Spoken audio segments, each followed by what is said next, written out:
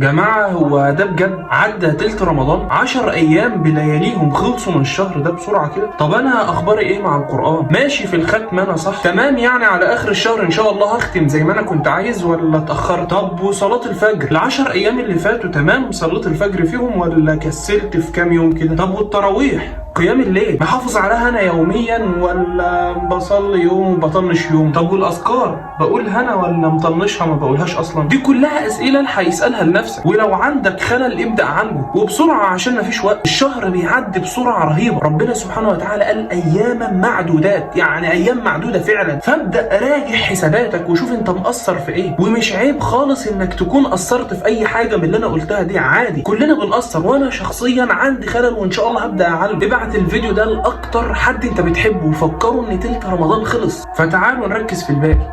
ما تنسوش تصلوا على النبي.